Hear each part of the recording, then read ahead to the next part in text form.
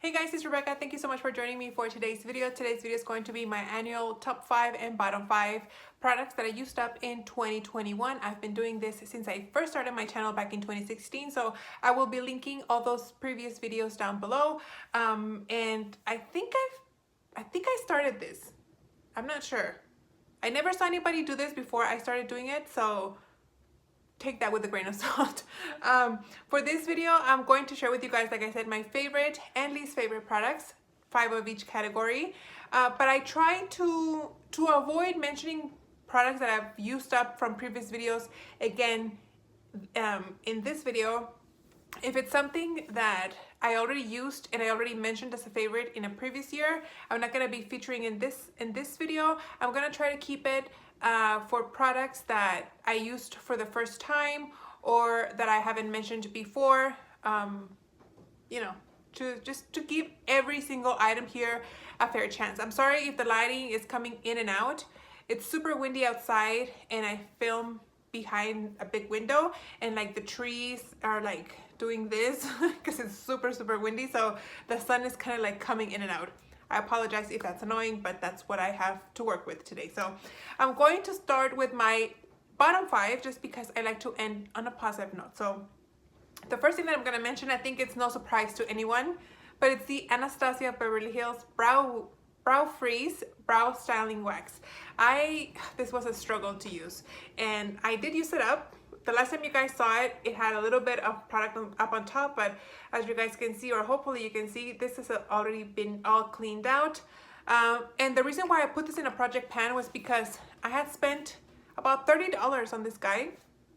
I wanted to try something new when it came to like brow setting products. And so I went with this and I just didn't like it. I think this is more for a person who's like a pro at makeup, who really knows what they're doing or who works on clients. I don't think this is designed or for the average Jane like me.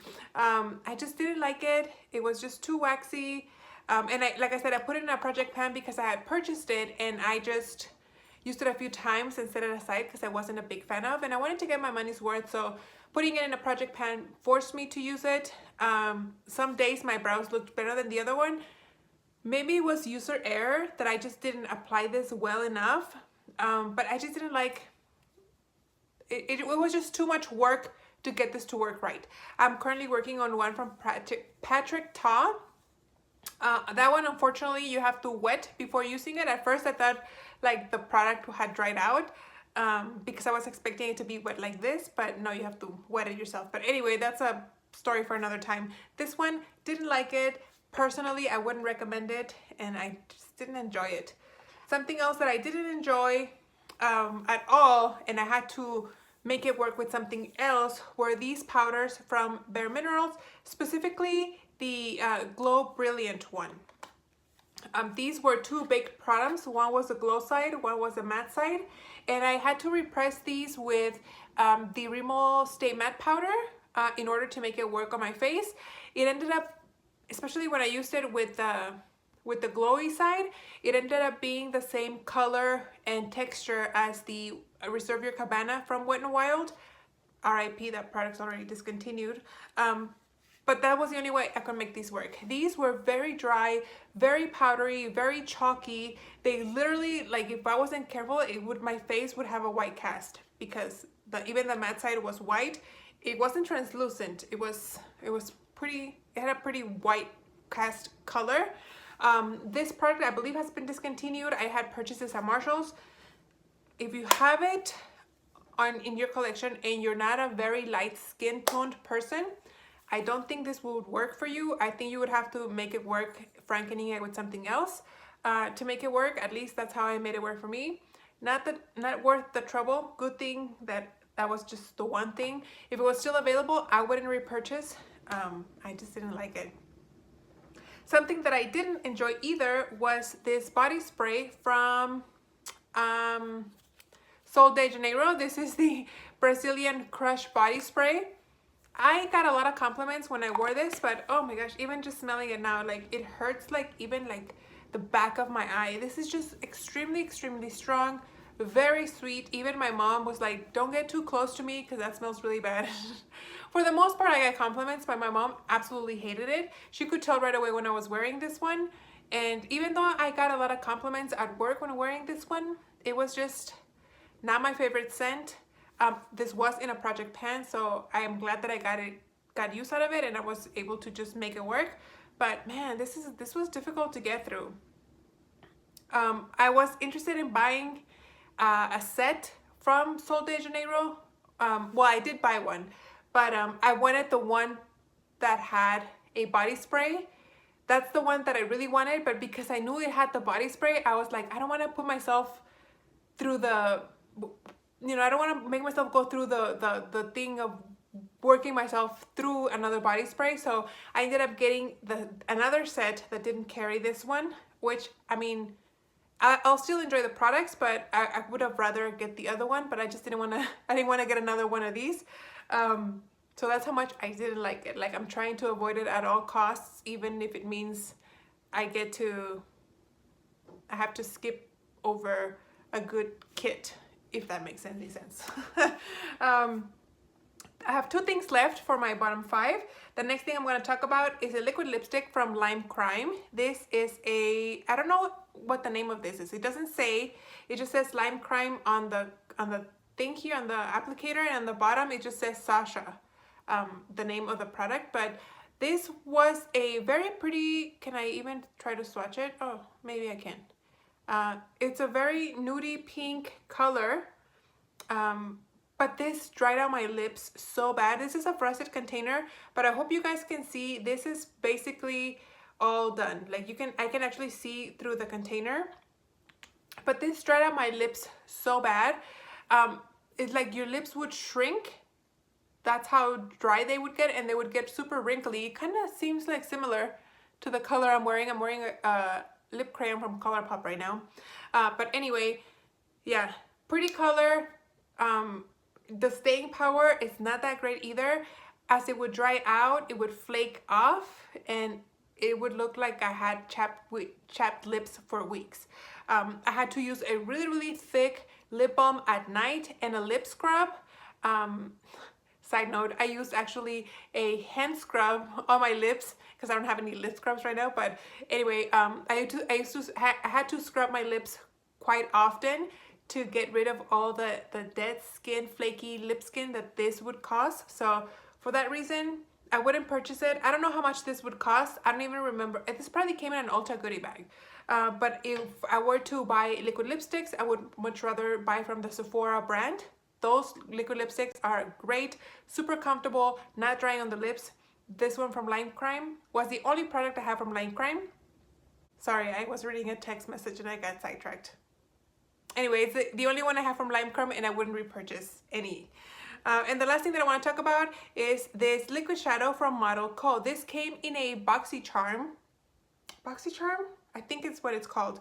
And this one, I did take out the stopper. I scraped out as much as I could. That little product that's on the bottom here, I can no longer reach it with the wand, and that's fine by me. This just was a disappointment because it looks like it's a really metallic shade. However, when I did apply it on the lid, it lost its, like, what's the word I'm looking? Sharpness? Bamness? Like, it didn't look as metallic and shiny as it looks here in the container. It looked very dull and almost sheer. Very, very disappointing. However, it made the job of making, like, other shimmery eyeshadows look a lot more shimmery, but this by itself was no good. So Model Co, kind of disappointment. So shifting gears to the top 5, which are my favorite items of 2021. I'm going to start with one that sadly has been discontinued, but I was able to buy a full size before it got, completely phased out. And I'm talking about this Becca powder. This is the what is it called?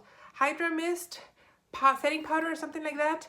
I took out the sifter, I used every single bit of it, and I'm so sad that I can no longer get it. Like I said, I did buy a full size of this powder.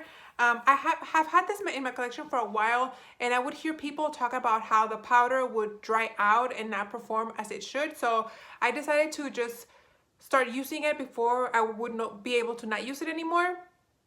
But I just fell in love with it, and when it was clearanced out, I should have bought two. I only bought the one, but because yours is kind of like a time sensitive type item, it's not like a regular loose powder that you can have in your collection for a while. I only bought one, kind of regretting that now, but that was my thought process. Like, I don't want to buy two and then have one go bad, you know? So very, very good powder. If you have it in your collection, use it now before, you know, don't save it for later because you're afraid to use it up, because then you won't be able to use it. So that's that. And then I have one more thing that's higher end, and the other three are drugstore, which is kind of awesome.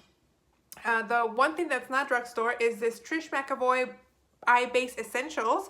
This is an eye base. This was in the color Bear, and a subscriber sent this to me, and thank you so much for sending this to me because I really, really liked it.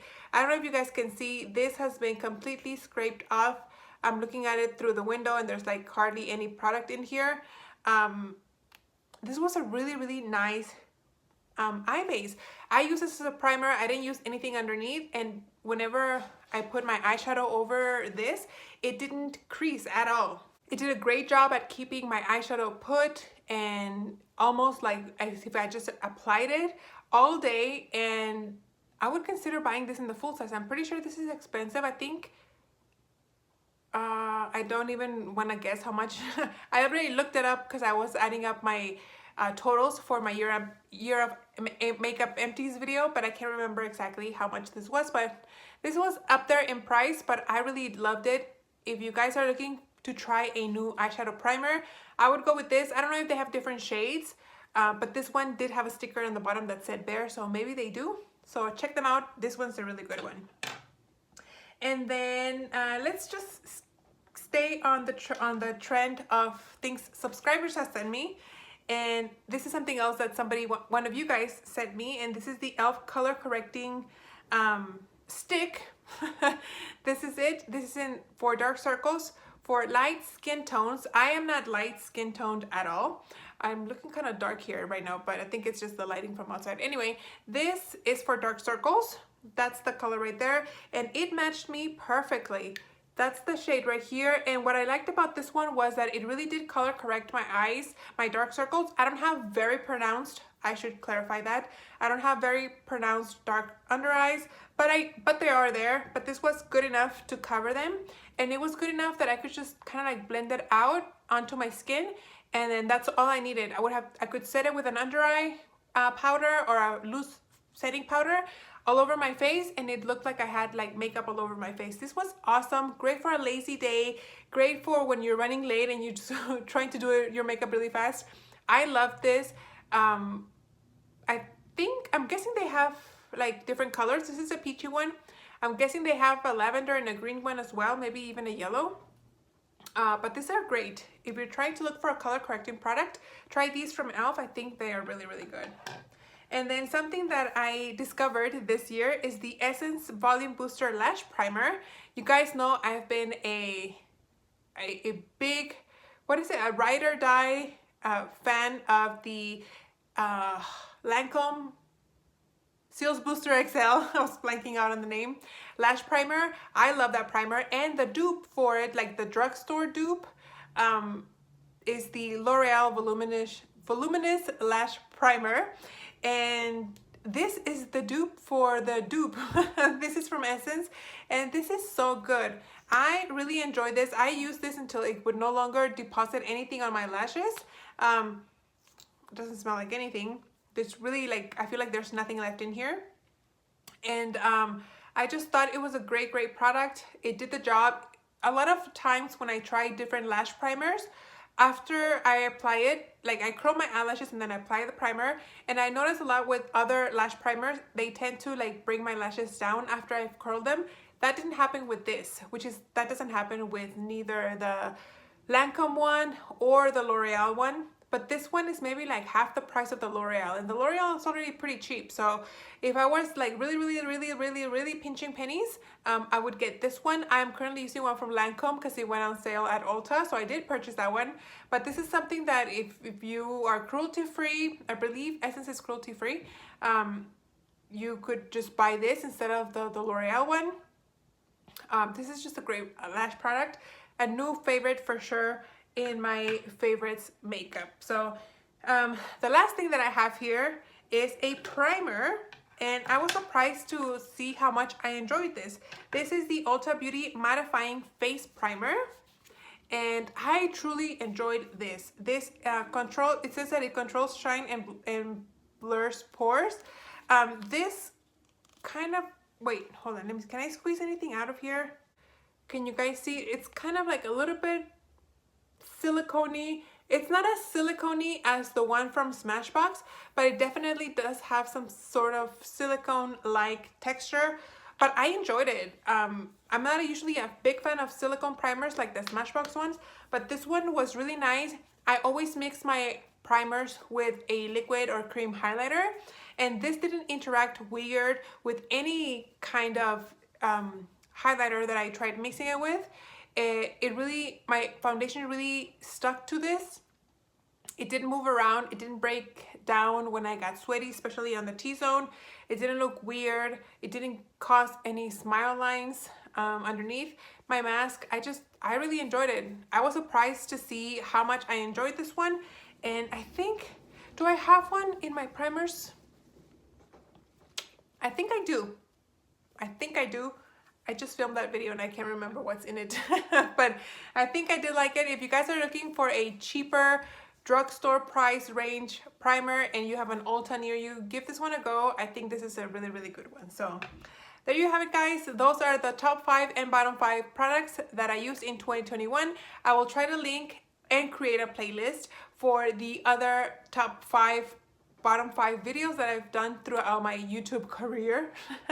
And so you guys can watch and see what else I've enjoyed through the past years. Thank you guys so much for watching, and I'll see you on the next one. Bye.